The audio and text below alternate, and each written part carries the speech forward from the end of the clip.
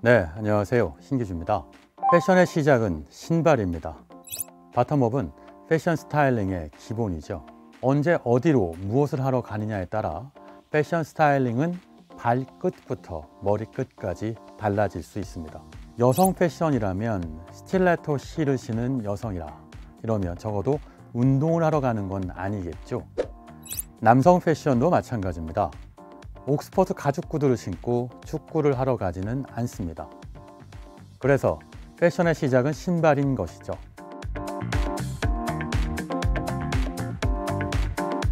오랜 동안 남성 패션에서 신발의 주류는 구두였습니다.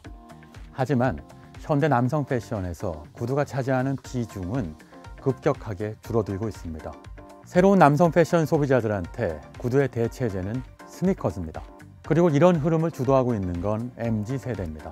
스니커즈가 구두를 대신하는 남성 패션 트렌드, 이건 남성 패션의 거의 모든 것이 전환되고 있다는 의미와 같습니다.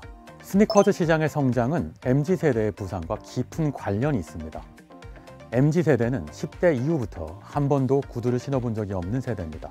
MZ세대한텐 스니커즈는 단순한 운동화가 아닙니다. 신발 그 자체죠. 다른 신발은 신어본 적도 만나본 적도 없습니다. 대신 MZ세대는 스니커즈의 종류에 놀라울 만큼 해박합니다. 나이키가 아주 좋은 사례입니다. X세대 이전 세대한테 나이키는 운동화 브랜드입니다. MZ세대한테 나이키는 일상화 브랜드죠. 나이키의 제품 카테고리는 엄청나게 다양합니다. 굽이 높은 포스, 슬리번 스타일의 코르테스, 앵클이 강조된 에어 조던은 저마다 브랜드 스토리를 지닌 제품들이죠. MZ세대한테 구두는 바로 나이키인 겁니다. 개성을 중시하는 MZ세대는 앞선 꼰대 세대와는 다른 자신만의 패션을 연출하는 방식으로 바로 스니커즈를 선택했던 겁니다.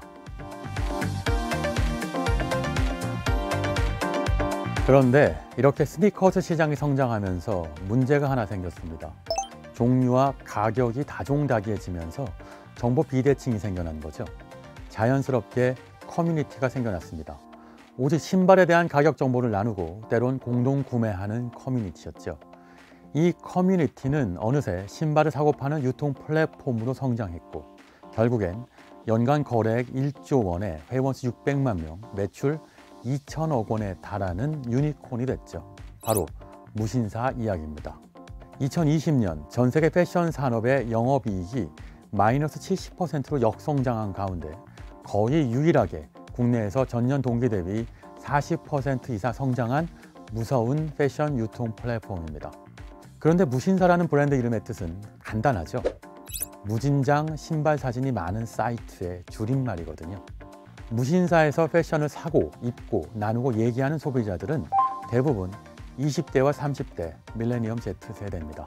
그리고 이들이 앞으로 패션 산업의 판도를 바꿀 주력 소비자층이죠. 21세기 이후 남성 패션은 스트릿 패션에서 가장 큰 영향을 받고 있습니다.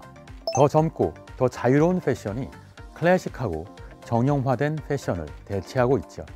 그런데 스트릿 패션에서 스니커즈는 아주 특별한 의미를 지닙니다. 스니커즈엔 분명한 계급이 있기 때문입니다. 신상 스니커즈의 소유 여부, 그건 곧 부와 계급의 과시죠. 무신사가 신발 커뮤니티가 될 수 있었던 것도 스니커즈가 지닌 이런 계급적 요소 덕분입니다.